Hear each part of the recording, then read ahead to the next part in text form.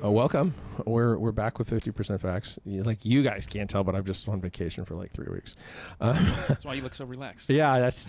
I'm sure that's it. Yeah, if I could sleep, I'd be really relaxed. I'm on this sleep struggle currently. Like 5 hours, maybe 6, and then I'm awake, and there's nothing I can do.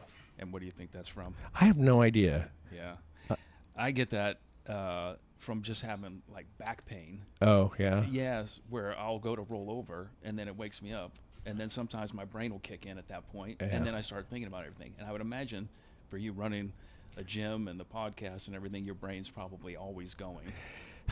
Yeah, unfortunately, I wish I could shut it off sometimes. And I don't know, just sometimes like I have a comfortable bed and a comfortable room and whatever, and I just can still feel uncomfortable in those circumstances. I don't know why.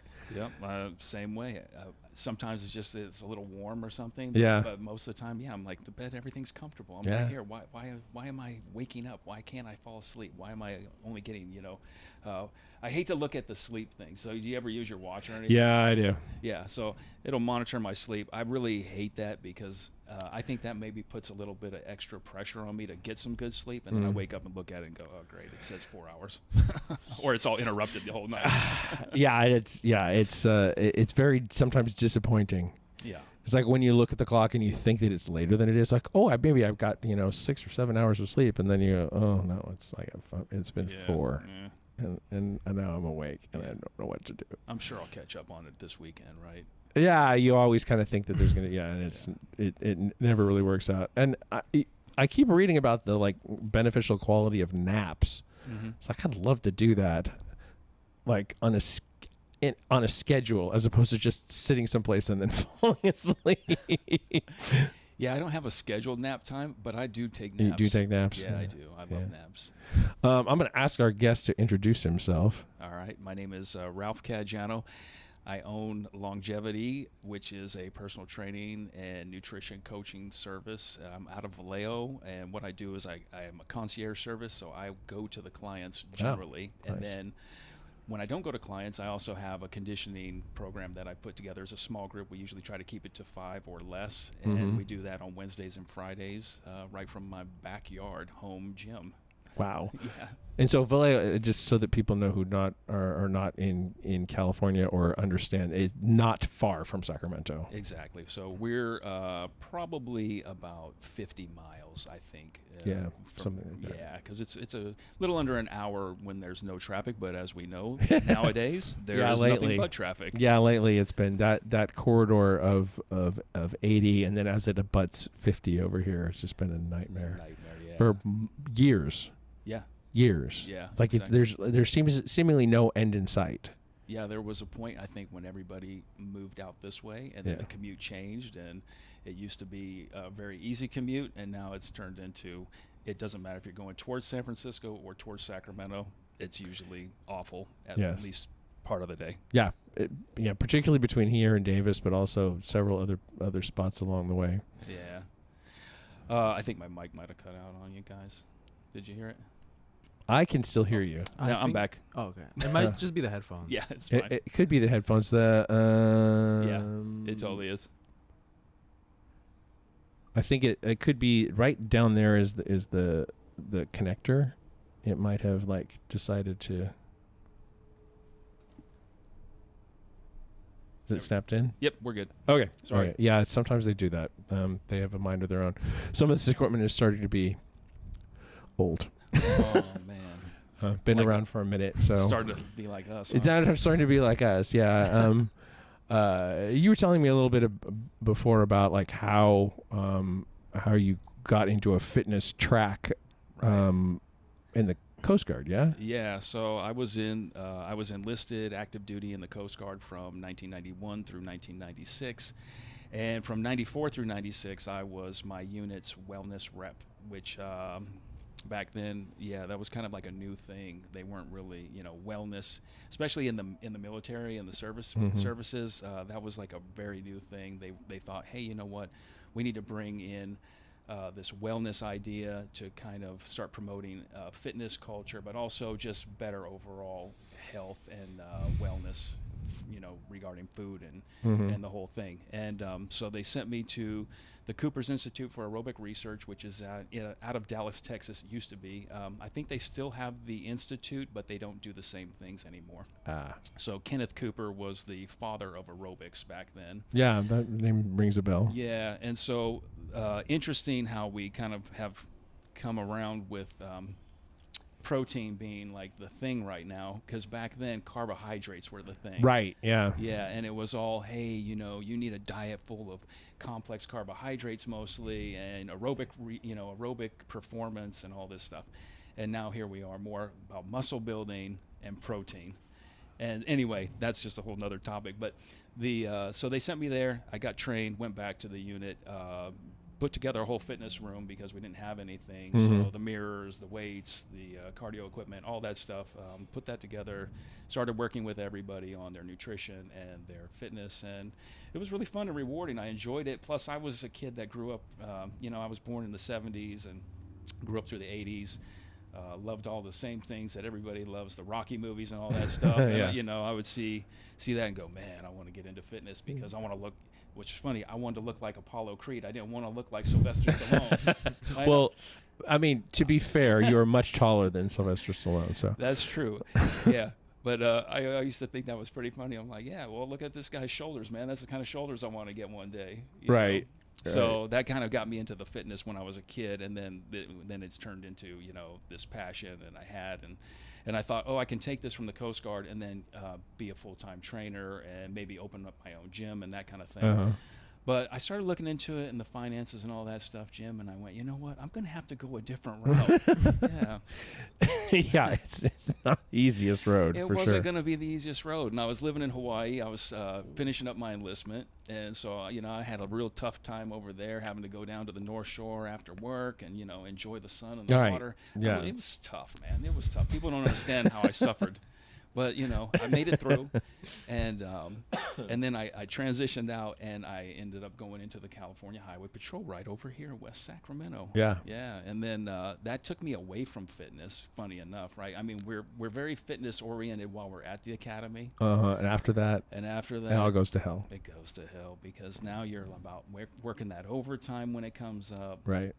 The sleep, again, goes down. You start Shift work. yeah. You start getting your circadian rhythm thrown off. You're a mess. But anyway, that led me down this path to where I was with the Highway Patrol, and I promoted to sergeant, and then I was having a lot of problems and ended up retiring because of a low back problem. And I was getting a lot of back spasms, L4, L5, SI joints, herniated disc, bone spurs on the vertebrae, the root nerves contacting those bone spurs, causing a lot of the problems. And then surgery, I saw a couple of specialists. They all said, don't have surgery, or we'll have scar tissue problems, and that's going to build up, and you're going to still have the same issues. So I ended up retiring, close to 26 years of service there. And when I was going through that, I also had a couple of problems with my left knee. That had me focused back on my fitness, which I should have been focused on all along. But I was the kind of person that I would work out here and there during the career, just enough to stay, halfway in shape and not look too bad and not feel too bad if you were having to chase people down. Right. So I ended up, one of my left knee surgeries, it was a microfracture, and that's when I really got into having to get into my own fitness, learning corrective exercise. I decided to get certified through the NASM on being a certified personal trainer again, then the corrective exercise specialization, and then got into the nutrition side of things. And ended up doing the physical therapy for myself on my left knee for the second surgery, and then have been trying to work through these back issues. But unfortunately, when they tell you lose weight, become more flexible, strengthen yourself, it doesn't always fix everything. You might still have problems. Yeah, it doesn't always fix everything, for sure. And then some people just find that almost impossible for them to do on their own. It is, yeah, it's difficult. And I'm even finding, even with the knowledge I have, I come across little things here and there. So lately it's been, you know what, I think its problem is with my obliques, and just sitting in a patrol car for so many years, or sitting period, and this is for office workers too, is that a lot of times we'll favor one side or the other with our pelvis, right? We like to lean to the right or lean to the left. We don't generally sit, in the perfect kinetic checkpoints. Right. And so you get that pattern that just builds up over time, and then you have problems with your spine and your alignment and everything. Mm-hmm. Actually, that reminds me. And your wallet, yeah, huh? Some people sit on their phones now too. Oh yeah. I was just in Nova Scotia, and we flew to Boston, but we sat around all day, not all day, but for hours before the plane, because, international, you try to get there early or whatever. So, 3 hours before the flight, I think it was a little more than 3 hours before the flight, and then 2 hours on the flight, and I'm sitting on my wallet the whole time, and that night, next morning, my hip is killing me. What the hell did I do? And then I realized, I'm sitting on my wallet. And you don't even notice the discomfort of it until you have irritated everything, and then you don't want to walk. Basically, I don't know. It's just. Did it start kicking the sciatic nerve? Yeah. That's the first time I ever. I used to carry my wallet in my back pocket all the time when I was working, because there was no place else really to put it. Yeah. And then back then too, we didn't have the little slim wallets and stuff, so we were still carrying the big leather ones. I've got a Costanza wallet. Yeah, so. We used to call it the deuce wallet, because anytime you pull over somebody for DUI, it seemed like they'd have this fat wallet, and they would have everybody and their brother they ever came in contact with business cards just shoved into their wallet with their money, with their ID, everything else, and you'd go, dude, how did you sit on that? They would be up good 6 inches on one side. I can't imagine that. That sounds painful. Yeah. Well, so the upshot of this is I ordered myself a crossbody bag, and I do not care what it looks like when I wear it from this point forward. It comes in this afternoon. It's from Patagonia. I'll be looking for a sponsorship there or something. As well, you should. Yeah, I've got to do something different, because between that and I have a bruise on this knee. Uh-huh. It's like, where did I get this bruise? And I realized that a couple of nights we were kind of a little bit landlocked where we were in Nova Scotia. It wasn't easy to go out and take a walk or whatever. And when we were up in Moncton, we found a way to go take a walk, and my phone was dying at that point, so I had the power bank, I had it on the power bank in this pocket, and the whole weight of it is pulling this down, and 3 miles of this banging on my knee, and I have a bruise. Yep. It will not go away yet. So yeah, it's probably deep on the bone. Yeah, probably so. Yeah, and it actually does hurt. It's not like I'm internally bleeding or tore something in it. It's just it's not feeling good. Yeah, no, if you just impact, just impact after impact after impact. Death by 1,000 bangs on your knee. Yeah. Yeah. So you're working with, based on what I've seen on your Instagram. We met on Instagram, everybody, just so that everyone knows. That used to be uncommon, and it's not anymore. No. You work with an older population, yeah? Yeah. Yeah, most of the people I work with are probably, I like to say, I've worked with people younger, but also most of them are probably around the 50 and up mark, yeah. And so, which has been, actually, I didn't know that was going to be kind of my niche, but it has turned into it, where I've learned to work and help people with their activities of daily living, because what I've noticed is, I work with an 86-year-old lady, and she's great, but we work on a lot of things that deal with cognitive issues as well as the physical issues. She's got one knee replaced, and it's kind of failing, I think, and then the other knee is always in pain. So squatting is kind of off the table. Yeah. So we have to figure out ways around that, how to strengthen her quadriceps, because she still needs to walk. She still needs to be able to, she needs to sit in a chair. Yeah, get up off the toilet. Get up off the toilet, right? People take this stuff for granted a lot of times until they get to a point where, oh my gosh, this is really difficult for me. And that's where building those habits earlier would be helpful, because it's really tough when you're older and you haven't been physically active to start to try to build those habits in at that point in your life. And so it's been fun with her. I work with a couple of others that are over 75, and the same thing. We'll throw in things like the ladder drills, but just we're not doing them at the speed. Not at speed, a top athlete, but we're doing them to try to just tie that cognitive in with the movement and stuff, which has been fun to watch the improvement, because they also will start to drag their feet a little bit, and that causes the tripping, and then we have the bone breaks, the hip breaks, stuff like that.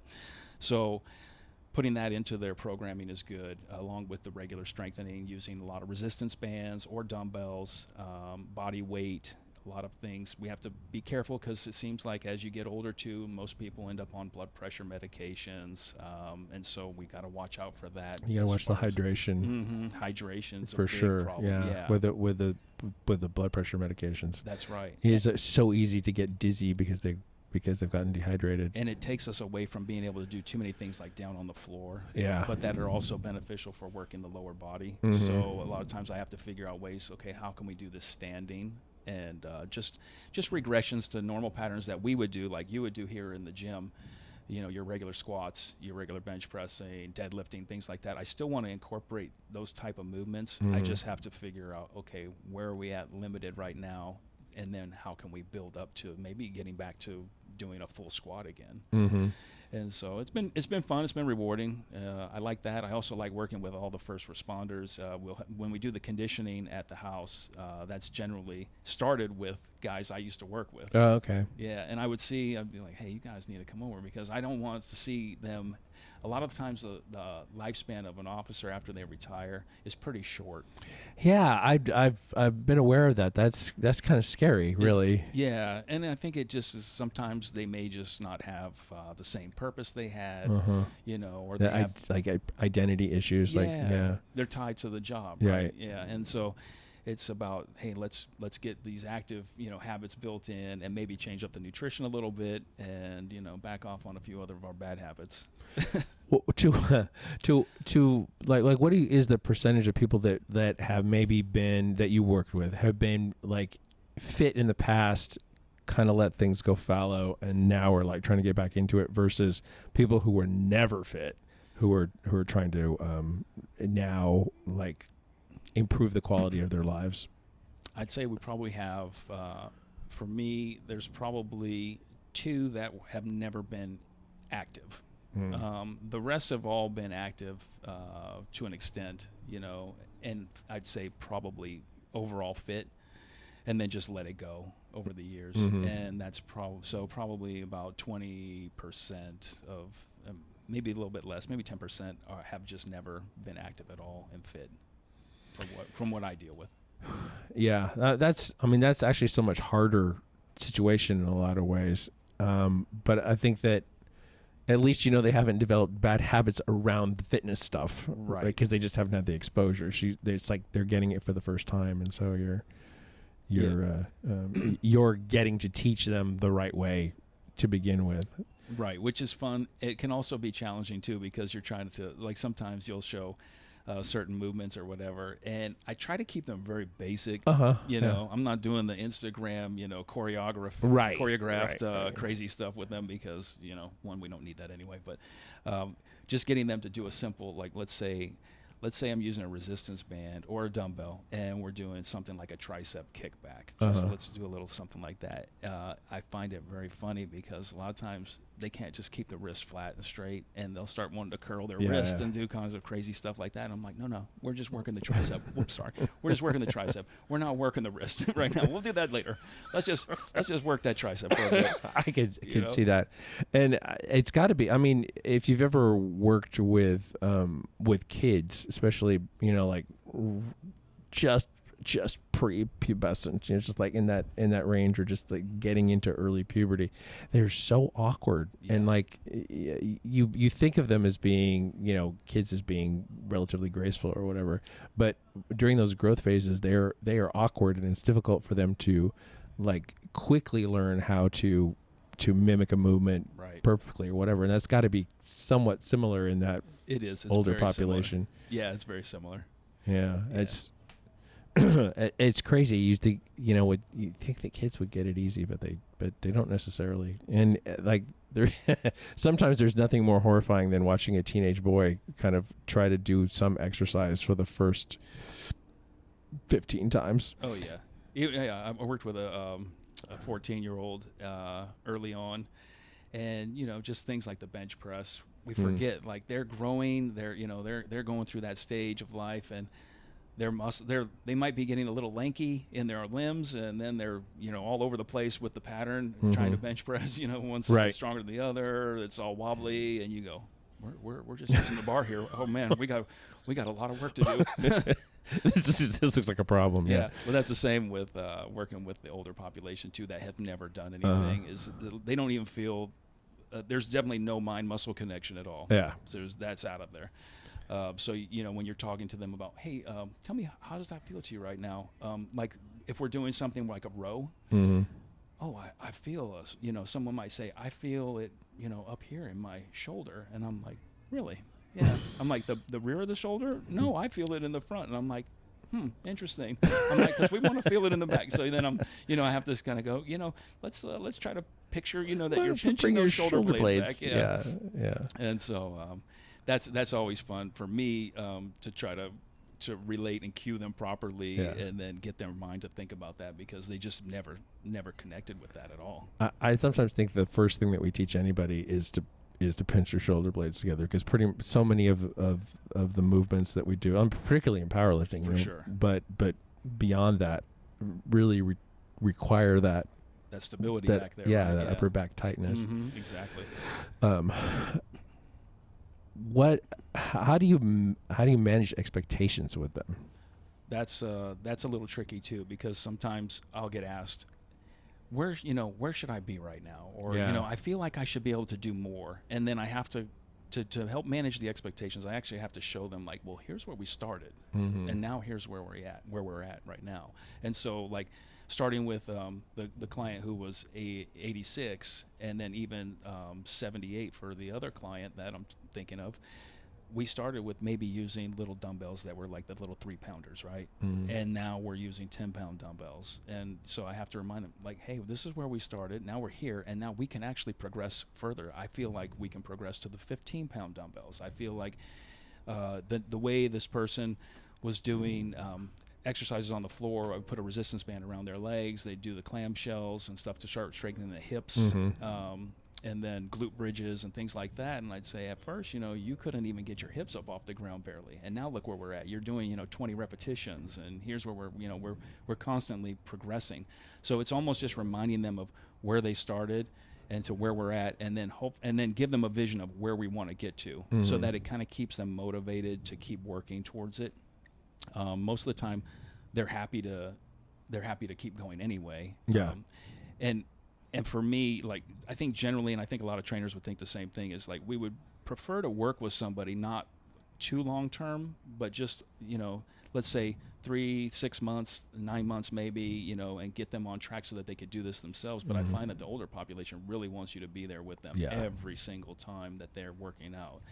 That's a tough one too, because if I'm only training you twice a week and you're only going to work out twice a week, we've really got to figure out how to cram that in, and then I have to figure out how to motivate you to do more on your own when I'm not there. Because I tell them, 2 days a week is good from where you were, but it's really not enough. It's kind of a maintenance mode, and not really a progress. Yeah, for sure. Yeah, so it's trying to get that mindset into, and when they haven't been into that frame of mind to really work on their fitness and things like that, it's very tough to go, hey, now I'm going to give you these workouts, and I want you to make sure you keep doing them. Give me at least another day a week.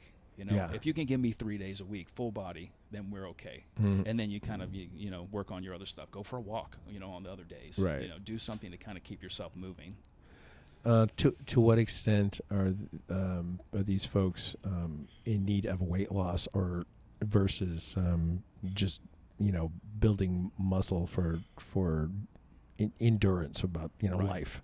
I think that it's there's weight loss needs for sure, and then because probably one of my heavier clients is strong. 2 knee replacements, can do squats. We're doing body weight squats, or maybe holding 20 pound dumbbells. And then they can do squats just fine, and they have strong arms and everything. So the strength part is fine, but they do need to bring down that body weight for their overall health, and to probably improve a lot of their other risk factors that they have right now. Another client, probably weight could come down a bit. person probably needs to work on more cardio training. And that's tough when they don't walk really well and they use a cane or something, because we need to figure out how can we get that cardio, because we have high blood pressure issues and other problems that would be helped if we could get the cardiovascular system working better for that person. So, you know, it's kind of a combo. I think anytime you can bring your weight down to a healthy limit, it's always good, while strengthening your body as well. I think it's needed for everybody. One of the questions I've been asking every time I bring a trainer in who deals at all with nutrition is getting enough protein is hard for everybody. Mm-hmm. And I think that even the older population you're dealing with, like as you said before, like they have other things programmed into their minds about protein. Right. And it's hard to get enough anyway, whether you believe in it or not. Yeah. I'm just wondering how you're approaching that with them. Like, what are you telling them to do? And so with I give them the same advice. I tell them, hey, look, protein for you is probably a little more important than even for other people, because as you get older, your body is already wasting the muscle. Mm-hmm. You got the sarcopenia issues, right? So you're muscle wasting, and then they don't have the appetite or the total daily energy needs, right? So they are not as hungry a lot of times already. It's very rare that I come across an older person that is going to eat like a teenager. Mm-hmm. They're going to eat a lot less, and then they're a lot less active, and they just don't need it. And so to get them to eat a lot of protein, it just doesn't equate in their mind. And I also think it's a generational thing, because they grew up and it was like, oh, I'm going to eat, I can have an egg, one, right, and a piece of toast. And there we go. And I'm like, well, an egg's only 6 grams, of protein. It's not roughly, much, yeah. And so that's not really enough to trigger muscle protein synthesis even, really, So we're not really getting anything out of this. And, so I tell them, we need to try to, kick that up a notch, and let's aim for 20, And if they could get like 20 per meal and try to eat 3, but a lot of times they'll say, I only eat like twice a day, or I only eat one real meal a day, and so it's difficult. I try not to harp on the older group. I should probably do it more, but I try not to really harp on them about their nutrition, because they're already set in their ways, and most of them will tell me right up front, hey, I'm not changing the way I eat. I just want to work out and get stronger. I don't care about my food part. And I'll tell them, well, all right, but the food is a big part of it, for overall performance and improvements. But I'm not going to tell them, you can't have your ice cream, you can't have this, unless they're, we're going down the path of diabetes or whatever. Right. Then it's like, hey, well, we really need to tighten this up. Yeah, I actually just saw this study that may or not be fake. I did not really go down the rabbit hole with it, about ice cream actually being a healthy thing in, obviously Tell in me moderation. more. This sounds good now. Yeah, no, it's like, how the best post-workout supposed to be chocolate milk. Oh, yeah. Yeah, it's similar to that, just having a certain amount of like carbs and fat in your in a little pocket in your diet. Interesting. Yeah, it's supposed to be good for you, and I could imagine. It's so funny the way we can play around with nutrients, right? Yeah. Like pre and post workout type of things, where you can, hey, if you want to carb, with some simple carbs, it's okay to do it before your workout. And I'm kind of that mindset where I don't mind throwing in some cereal or something, more of a simple sugar. I probably would usually go, I personally prefer like a honey or something more natural sugar like that. But if you're, depending on where you're at with your physique and everything and where you want to be, I think it's okay to throw in those simple carbs pre-workout, and then maybe something a little more on the complex side post-workout. So I could see where the ice cream might come into play, because if it's not got full of too many other bad things, right? We've got the fat, the sugar, and amino the acids, proteins. yeah. It's got it all right there. It makes sense, particularly for people who want to eat ice cream. So yeah, we can justify it. Yeah, totally justify it. Yeah, yeah. No, I it was just on this vacation for almost 3 weeks, and I lost more weight than I do at home. Oh yeah, were you walking a lot? No. Really? No, not much. Not nearly as much as I normally do. Are you a snacker or a grazer when you're at home? I can be. I have not been much in the last like 10, 12 weeks, but I don't know. I literally couldn't tell you except that like I was dealing with a lot of foods that are not in a database, so I'm like having to guess, and so I tend to kind of overestimate, I think. Yeah. What I'm getting, and so you're actually in a deficit. I end up in more of a deficit. Yeah. Yeah. I think I was listening to you talk to. It was a good, interesting podcast to me when you were talking about to one of your friends about training executives. Oh yeah. And the nutrition app kind of thing and stuff like that. And I find that the same thing with the nutrition apps. They're great for packaged things that are already there. Yeah, but they're limited for home cooked foods for sure. Yeah, and or any restaurant meal that's not obviously a thing. And you can use a lot of them have the AI stuff, and it kind of gets in there, but it could be off by 20-30%, which is a lot. I think that's the same thing. Like even with our wearables. They give you a good kind of baseline way to track it, like the watch, right? It'll say if I try to aim for 1,000 move calories on top of my regular energy, and at the end of the day it'll go, oh yeah, you used 3,000 something calories for the day. Okay, so then I go, well, how much should I be eating? And I could kind of play with a deficit in that. But even that is off, because if I really was to eat as much as it says I burned, I generally start gaining weight. So I'm like, okay, that is not exactly accurate. I think that the calorie burn by exercise estimates that you see on all of these things are way off. They're off, yeah. Yeah, that's why I just kind of turn that stuff off. I've used 3 different trackers in the course of 12 weeks or so just to see which ones I like, and I don't really like any of them. I can figure out how to work with them. Yeah. But I've also not been using any of the ones that have like an AI that tells you how much of what to eat. I just have I'm working with different people who give me ideas about what I should be doing. I can never hit a protein goal though. No. Like it's just not happening because we don't eat enough meat is the issue. Yeah. I find it used to have the same problem with the protein, and then I always tell people, they go, oh, what do you eat, Ralph? And I'm like, well, I don't really want to tell you what I eat, because most of you're not going to want to eat it yourself anyway, because it's really not appealing to many people. Hey, I crack open a can of tuna, and I may throw in a little bit of Rayo spaghetti sauce with it just to kind of give it a little different taste. Exactly. He's like, oh God, I'm gonna vomit. All right, but and then you get your 36 grams of protein right there, and it's only 180 calories in a little can of tuna, right? Yeah. So you can keep the calories down, keep the protein up. A non-fat yogurt has 15 grams of protein. Yeah.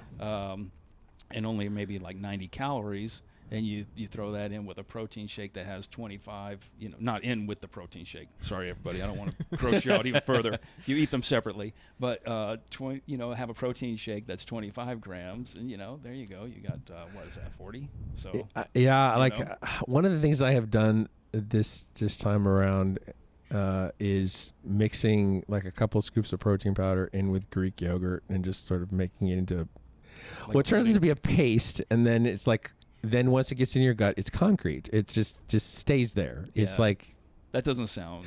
It tastes okay. Like you can choke it down without too much trouble. But boy, once and you can't get it off the dishes for some reason either. I mean, it's like making a spackle. Yeah, it's like spackle. So or we can grout. Cement grout. Yeah. Another thing I've been dealing or using to try to get some protein is doing a like coffee shake kind of thing where just like you take a ice and an espresso or decaf espresso or whatever and a couple scoops of protein and maybe a little bit of soy milk. I don't know. I started drinking soy milk probably over 10 years ago, not because I'm lactose intolerant, just because just less calories. Yeah. Even the sweetened ones have less calories. Interesting. Yeah. I haven't looked at those. There's a lot of things, I mean, chicken, you can get a pretty good bang for your buck. Ground turkey, low calorie, high protein. You can play with it, put it into taco meat, make yourself something like that. Keep your carbs down. My wife is gone for a few days, and so I went to Trader Joe's yesterday and was like, okay, so let's see, here's that pre-cooked chicken, and here's some bag salads, and here's some spinach, and here's some ground turkey, and so I can survive for a few days. I mean, lose more weight while I'm home than I would have under normal circumstances. I don't know. Part of the tracking thing too is that like you look at it and go, well, I got this many left and I haven't hit this goal, so I'm going to eat this. Where if you were not paying attention to it, you would probably not eat it because you would think you wouldn't have the room for it. That's true. I think if we really listened to ourselves and felt like, am I really hungry right now? Because I can go pretty low on calories for the day. The problem is I don't want to get smaller. Yeah. So I've been messing around. Like the last month, I did a little experiment on myself. I was about 204 pounds last month on the 7th, and I went, I wonder if I could get down to 195. And usually my body weight was always around that like 215 mark. And I thought, well, I wonder if I could take it down. So I had an appendix rupture in December of last year. Oh my God. Yeah, which really messed me up. I would imagine, yeah. Yeah. Well, I was doing the whole, kid born in the 70s thing and like, hey, you'll be fine. It's just something you ate during Thanksgiving. Yeah, and, just rub some dirt on it. Rub some dirt on it, maybe, and it'll be fine. And I had to go to the hospital. They're like, yeah, it's ruptured. We'll get you in surgery in the morning. We'll put you on some pain meds right now. Felt like the alien was trying to claw its way out of my abdomen. Worst pain I've ever been in. And but then after that, I was sitting in the hospital for 5 days, and by the time I got out, I had gone from, I think they weighed me in when I got there at like 205 pounds, and I left at 187 pounds in 5 days. Oh my God. Oh yeah, it was a drastic, just muscle wasting drop, and I walked out going, I look terrible. Like, it's like, how big was my appendix? I know. That's why I went, what the hell happened? What did that here? sucker weigh? Yeah. The doctor's like, it was a bad boy. You had a bad boy in you. And that's how he kept saying, which was funny. And I'm like, well, all right, I'm glad it's gone. But 5 days on antibiotics or something afterwards? Like, had it perfed?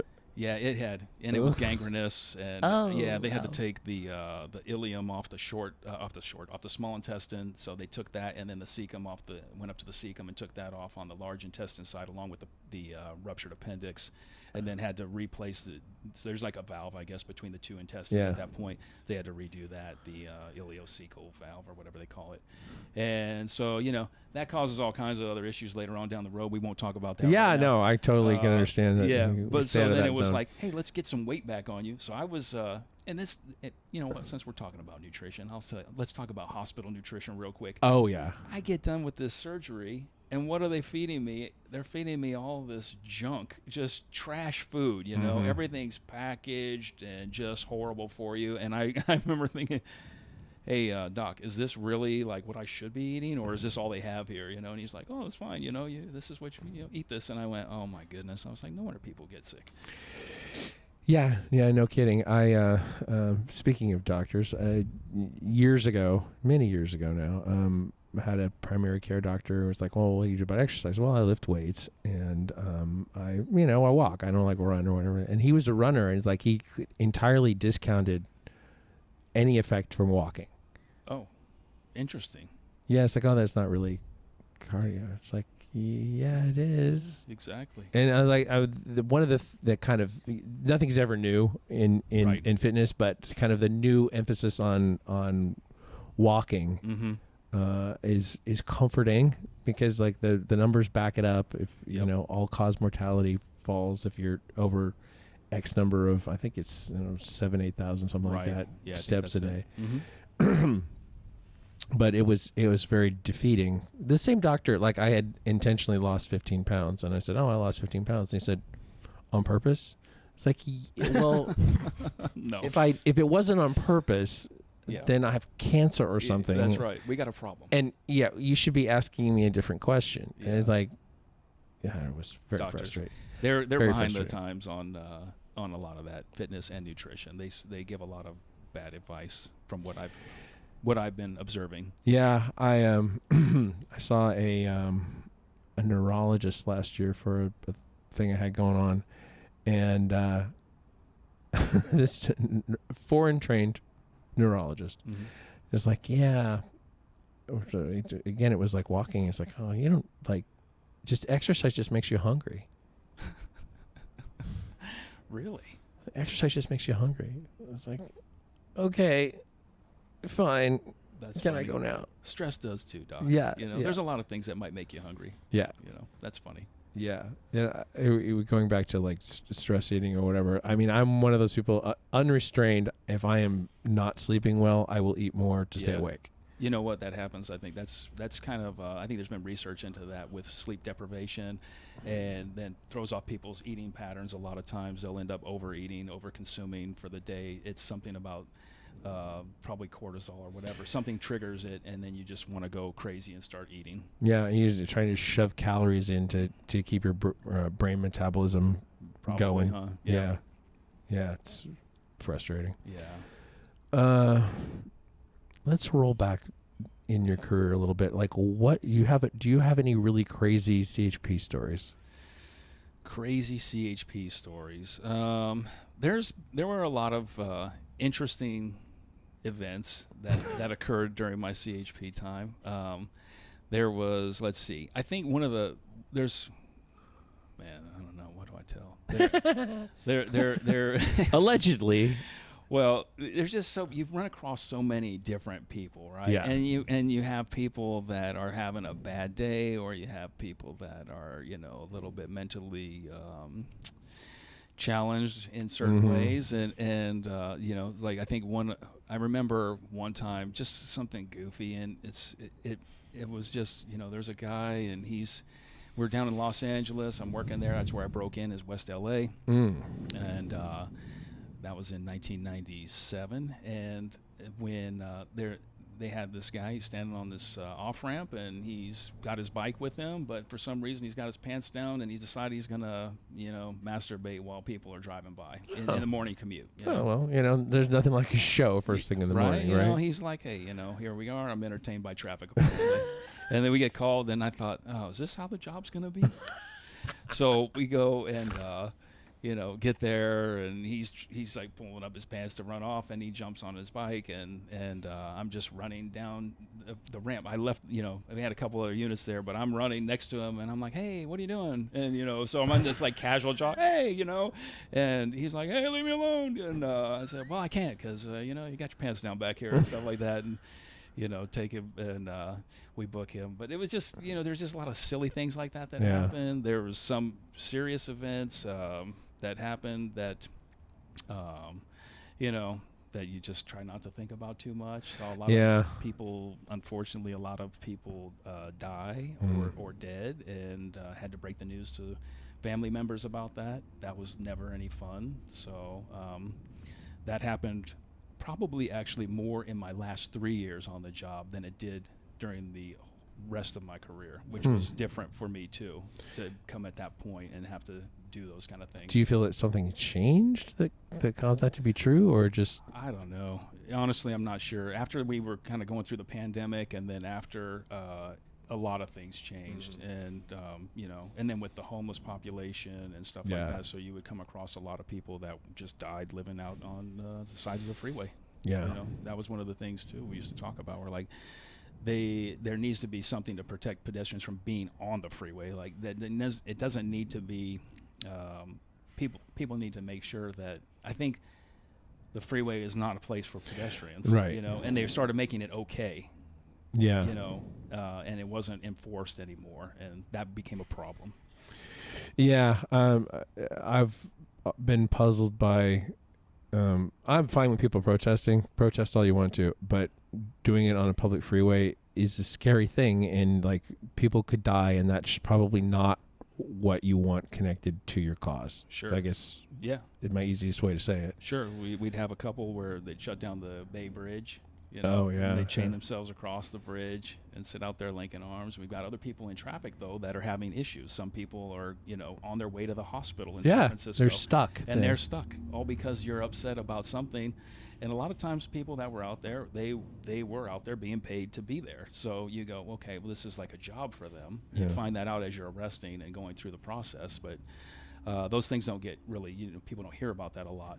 and then you think, wow, you're because you're upset, you're infringing on these other people's travel rights and stuff. So it's one of those, like, okay, like you said, we don't mind anybody protesting. In fact, it's fine, but try not to impede everybody else's movements. I've never completely understood why that felt necessary. And I mean, it's just right over here, I-5. That's just it happens. Right. In 2020 it happened a lot, and I think it's happened once recently. Yeah. This year too, where it just shut down the freeway. It's like, yeah, that, like, you're making a point, but you're also pissing off a lot of people who are not going to see your point of view now because you have inconvenienced them. Yeah, if you're looking for sympathy, you're kind of probably shooting yourself in the foot on that. Yeah, another one that pisses me off is sideshows. Oh yeah, and that's been a big problem. Like, I actually was held up by one on the Bay Bridge a couple of years ago. I believe it. Yep, I know. I worked in Oakland my last 3 years, and so yeah, sideshows. That's like the weekend entertainment. Yeah, this was motorcycles, and so because not really enough space for cars to do it on the bridge. But like, what is this about? Like, what kind of statement are you trying to make here?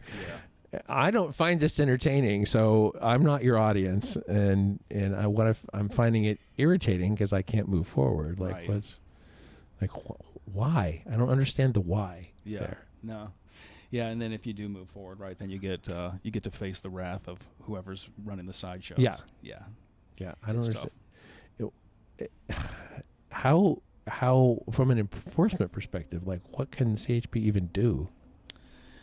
I mean, you have to be in the right place at the right time to even catch it going on, right? I mean, sure, yeah. A lot of times there will be social. Everybody wants to tell what they're doing these days, right? So it's social media posts. We have we'll monitor that, and there will be signs usually of something getting ready to happen or kick off, because the promoters will always want to promote it one way or the other, and so it'll be out there, be it Instagram, TikTok, or something like that.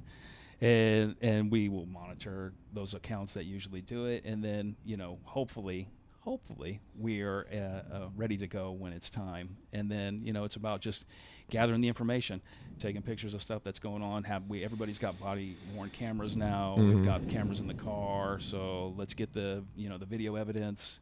Let's make some arrests.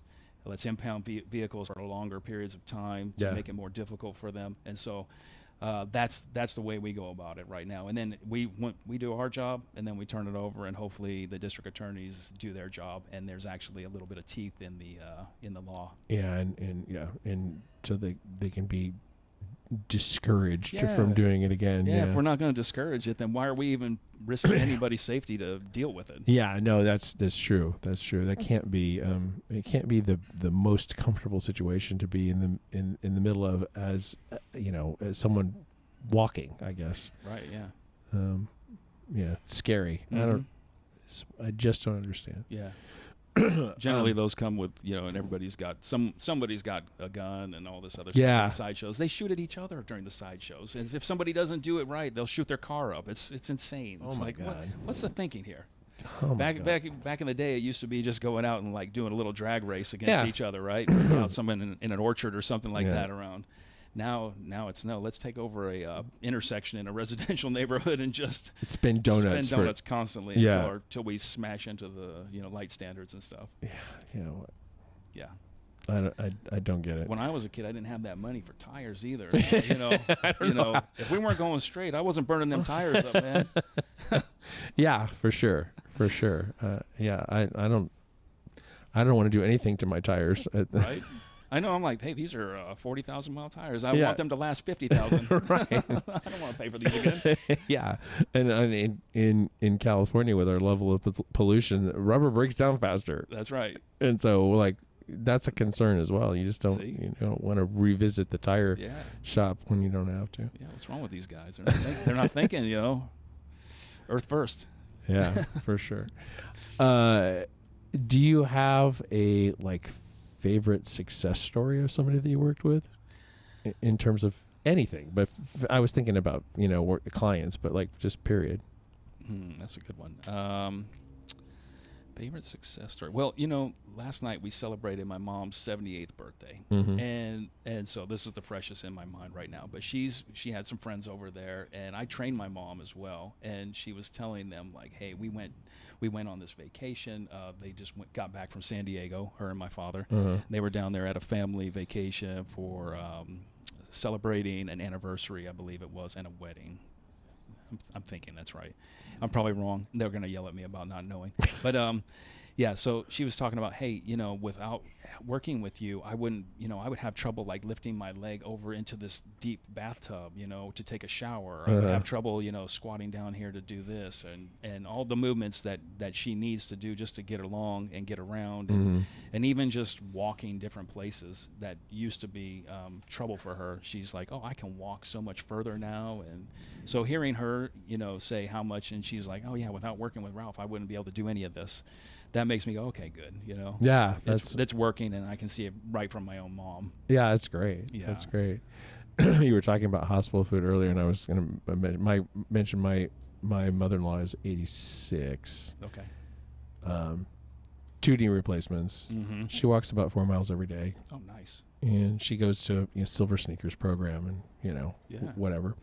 But when she had the knees replaced, it was probably 10, 11 years ago, she would not eat the hospital food. She had she just basically put in an order with my wife. It's like, bring me breakfast, lunch, and dinner for the days that I have to be in the hospital, because I don't really want to eat the hospital food. Yeah. And she's like retired nurse. She knows what the food's like. I'm not eating that. Yeah. I'm not eating that. I'll just tell them not to bring me anything. Yeah, it was pretty awful. I mean, at the time, I knew I was wasting away, though, so I ate whatever. I was like, you know what, this is high-calorie stuff, I'm going to go ahead and just eat it. And, of course, they wanted me to do certain things before they release you from the hospital. We won't talk about that. And so I was eating it all, and but the whole time I was like, this is just trash food. What am I doing? And then, I got out, and a friend of mine too, he thought he was funny. He's like, hey, I brought you a bag of gummy bears. I'm like, thanks, buddy. I go, I've just been cut apart in here. I'm going to eat these gummy bears and let's see what happens. He's like, yeah, see what your intestines do with these. And I'm like, yeah, we'll wait on that. Yeah, the worst would, however, which actually might have solved the problem, is the sugar-free gummy bears. Oh yeah, because they will make you poo. Right? Yeah. Yeah. Those artificial sweeteners, man, they're no joke, right? No joke at all. And that in between the artificial fat stuff. Yeah. I know. I tell people, I'm like, hey, stay away from anything that ends in tol, xylitol, sorbitol, anything like that. I go, that was designed to be a laxative in like senior homes. Yeah. And people are like, really? And I'm like, yeah. I go, but if you look at it, it's in your I forgot what cereal it's in, but it's in like one of the brand cereals. Yeah. Probably Frosted Mini Wheats, actually. The frosted part has a sorbitol in it, and people would eat it, and they go, I don't understand. I just keep having to poo right after I eat. I'm like, oh, shocker. It's got sorbitol in it. That's what it's meant to do, Stop eating it. I did not realize that. It's probably the last cereal on earth that I would eat, but yeah, I would not have known that. Yeah, it's funny. And then, we get our protein bars, right? And people, I did a little, some UGC type of work, some user-generated content. And I was telling people, one was for like Aloha bars, so hopefully I can say that. And feel free. Yeah, I eat them anyway, but they're a candy bar, let's be honest, right? They're 14 grams of plant protein, so it probably equates to 12 real grams of protein that you're getting out of the bar. And they're high calorie, like 220 to 260 calories. But anyway, I did this little ad for them, and they and people were like, hey, I'm gonna buy those, and I was like, whoa, wait, don't buy them. I'm just because I ate them on here, I was getting paid to eat them. Like if just because somebody does something, they're probably getting paid to do it. So don't just jump on it. And most of our protein bars, they all have those fake sweeteners in them and everything, and people will think, well, I'll eat these because I like them, they taste good, but then their gut issues start happening, they start getting bubble gut, pooping, and and it's because they're ingesting way too much of it, during the day. Yeah, some of them count glycerin for the protein component, and that'll screw you up. Sometimes, I don't know, sometimes whey proteins, I just don't do whey proteins because I find that the higher concentrations of whey protein upset my stomach. Upset your stomach, yeah. I try to find the ones that are fewer ingredients in them. They seem to work a little bit better for me, but I know what you mean, and I prefer to just eat regular food more often. And then I like to take creatine, but I take it if I'm not taking it in a protein shake, like post-workout kind of thing, or sometimes pre. I'll just throw it in the water and dissolve it up and drink it. I have a thing for creatine gummy bears. You like those? Yeah, I do like them. Yeah. Because I don't want to. Like, I don't do a shake thing every day, but I feel like I need the creatine every day. Yeah. And I mean, they're starting to find that creatine actually is a big boost for cognition. Right. And even in Alzheimer's patients. Mm-hmm. Yeah, I think that's interesting stuff, right? Yeah. I'm fascinated by all the creatine research that's going on, just because even back in the 90s, we started using creatine. Right. When it first came out, they were like, hey, Muscle and Fitness was like, oh, this is the new thing, creatine, and it was like, take 3 to 5 grams, load it for, 10 days or whatever, and then 3 to 5 gram. Yeah, those loading schedules were extreme. Oh, it was horrible, yeah. And then talk about gut issues, because if you have problems with the creatine, and some people do, especially the old monohydrate, it didn't really break down, so you're basically drinking sediment, Yeah. And so that was always fun. But now creatine has gone from just being on that bodybuilding style thing to now we're like, hey, we can use it for the brain health too. And I'm like, oh, fascinating. So I mentioned that to older clients as well, but a lot of times they're suspicious of things like that, and I go, I'm not going to push it, like, hey, you have to take this, because there's other things we need to worry about that are probably a little more important at this point. Yeah, at least the gummy bears don't taste bad. They're not. I was gonna say grainy. You should be careful with creatine gummies. Yeah, it's coming out that some of them don't even have creatine inside of them. Yeah, I'm sure. Yeah, that's just a be problem careful with some on of that which stuff, huh? Yeah. It's just gummies. Mm-hmm. I think the thing with gummies too, and this is something people forget, is when you're thinking about your total daily calorie intake, right? If you say you like to have your multivitamin as a gummy, and you like to take a, let's say a magnesium that, like Costco will sell it, CoQ10s in their gummies, right? And then you take vitamin C or D or whatever. All these things, they come in a gummy form, and people load up on them.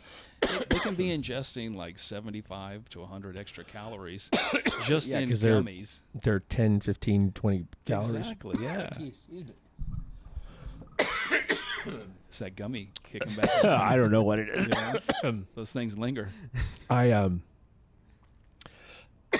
Get Jim a gummy cough drop. Yeah, no kidding. I had a cold for the first time in like 10 years before I went on this vacation. And it just kept revisiting me. Lucky the whole time. And part of it would be a little bit of a cough. Mm-hmm. I think Sebastian's going to get me just something to drink. Jesus Christ. That's a good producer right there. Thank you, sir. And I just thought it was never going to end. It's like I never get colds. Yeah. Never get colds. And this one just lingers. It just, oh my God. Yeah, that's miserable. Especially if it has that cough on it, and you just like, ugh. So my sinuses, my throat are still a little messed up, and then flying. Yeah, that's true.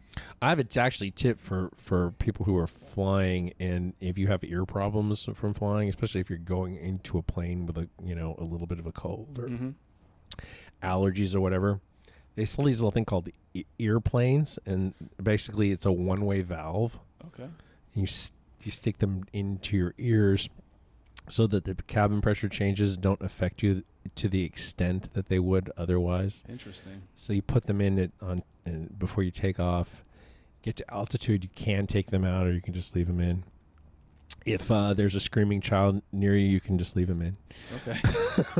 Do they have like a noise reduction type of feature? They then, do, basically? yeah. That's not their major function, but they do. They do that too. They do that too. Nice. And then I just put them back in when you're on approach. Yeah. And it really mitigates that. It's something that happens to me. If I don't use them, it happens maybe 25% of the time. Airplanes. Yeah, and you can get them at the airport usually. You can get them at drugstores. Okay. So however many now drugstores left. Airplanes and Patagonia. Yes. Hit Jim up. Yeah. No kidding. No kidding.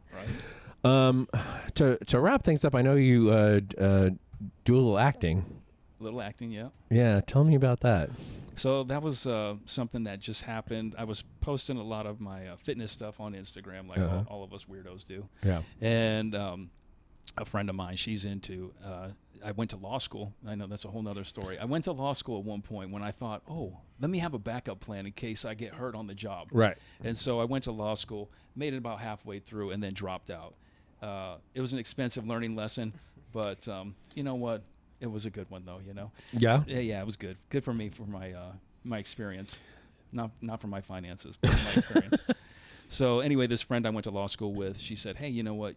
I'm watching your fitness videos, and when you have downtime, you should get into acting. You should just, go do some background work and see what you think. And I went, huh, really? She said, yeah, you should try that. And I went, all right. So I said, sure, you know what, you're right. I'll give it a shot. I've got some time. And went and got some headshots. And then like 2 weeks later, they were filming that Leonardo DiCaprio movie up here in Sacramento.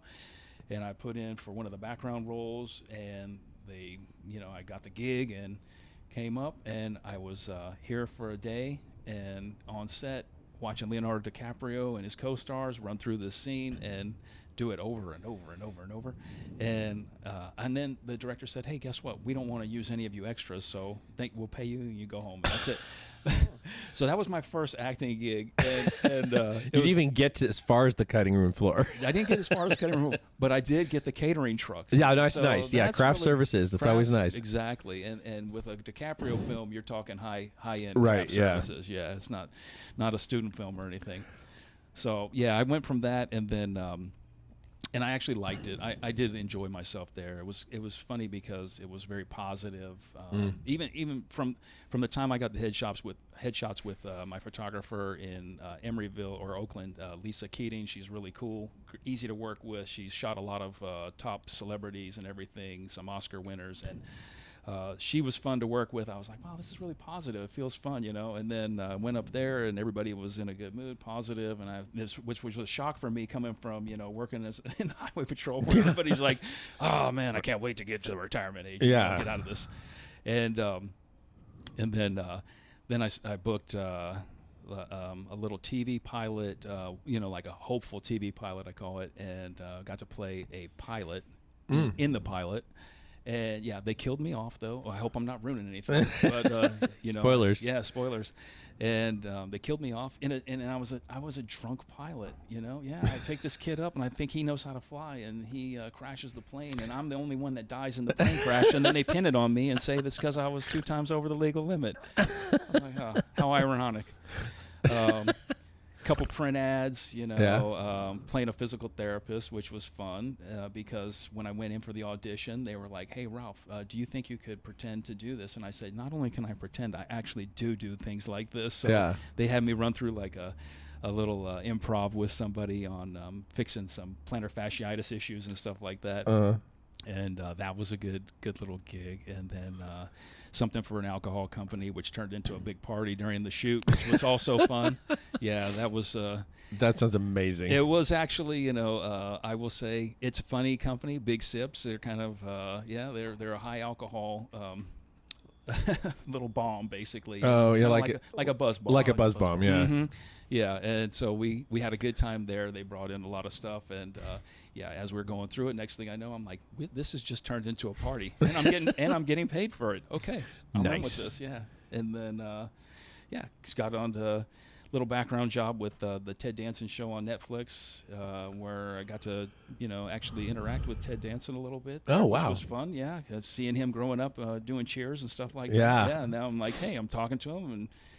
I was asking him, I was like, hey, Ted, did you ever we were at the Giants game for this episode, and it was actually a real game being played. And I said, hey, Ted, when you were doing Cheers, they must have asked you to throw out a lot of ceremonial pitches. And he said, thank God they never did. He said, I'm awful.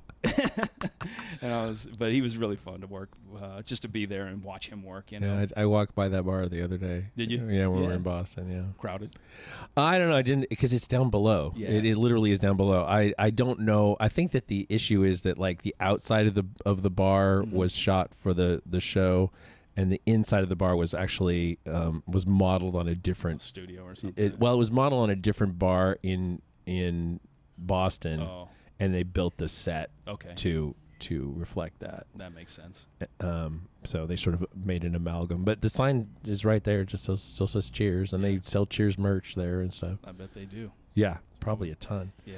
But that's what a fun thing to do. Whether it ever nets you a whole lot of cash, it's still a fun thing to be involved with. I imagine. I think so. Yeah, and it's been like a whole different kind of challenge for me too. Yeah. You know, like going from the law enforcement, going from the Coast Guard, which we part of the Coast Guard's mission is law enforcement. You're just happen to be doing it on the waterways, and then going into the highway patrol, and then going back into training, and then the acting. Everything's had its own little pathway and challenge, which has been probably good for me because I'm still at an age where I'm not just gonna not do anything. You got to keep doing something. Yeah, keep from getting bored. That's right. And there's so much in the training area. There's so many things to all constantly be educating yourself on. Even though we know nothing has really changed in training per se. The best nutrition and fitness advice is boring. It's right. It's boring, and yes, the modalities. That I think a lot of times the modalities that we're seeing now, they're old modalities. They just have come back into fashion, if you will, and then they're putting a little twist on them to make it seem like that's the latest and greatest thing. You have to do stuff like that, I think, to keep relevant for a lot of people. But training, as long as you just remember, you got to move your body and you got to eat healthy foods. That's pretty basic, and that's all you got to really remember. Yeah. But then with the acting, it's been fun because I've challenged myself with. With just the background stuff is not that challenging. Obviously, you're just there, just listen to what they tell you to do and go do it. But a couple other things that have come up where I'm going to play like a fight fixer in a short film. A little mobster style, And, nice. Tap into my dad's East Coast New York roots, Italian roots over there, So I got this guy, he wants to, I got to get him to throw this fight, and I don't know if he's going to do it or not. So we'll see what happens. That's great. It's nice to have that gear. Yeah. So that's been fun. And then just auditioning for some different parts and stuff, and good feedback that I get. And everything's been really positive. So it's been a nice challenge. Well, that's awesome. Yeah. Well, thanks for coming out today and saving my butt after my my other guests forgot how to read a calendar. So hey, stuff happens. It was probably one of those old Aramaic ones or something. Actually, it was, we have 3 physical therapy doctors who are as members here at the gym. Nice. And a state senator and some number of nurses and other medical professionals and stuff here. But I've had one of them on, and then I wanted to have the other 2 on together, and it didn't work out. No. Next Saturday, I think. Yeah. So. Well, the gym looks great. Looks good. Thank here. you. Yeah, Thank you very much. Come out and check it out if you're in the Sacramento area for sure. Yeah. Where can people find you? Probably mostly on Instagram at longevity_CPT, certified personal trainer, longevity_CPT on Instagram. Yeah. There's also YouTube. I throw in some videos and stuff like that, some tips, some things we do for the cardio conditioning. So if you ever need ideas on what to do to kind of program your own little conditioning at home, take a look at that. That one, I think you can just reach it at Longevity Lessons. Cool. Yeah. All right. Thanks a lot. Thanks, Jim. Sebastian? I am Sebastian _Brambila on IG. I am at the Jim McDonald. The social media. This show is 50% facts, where percent is a word and 50 is just numbers. 50% facts is a Spreaker podcast in association with iHeartMedia on the Obscure Celebrity Network. And we'll talk to you next week. And I didn't even cough through that. That's amazing. It's pretty good.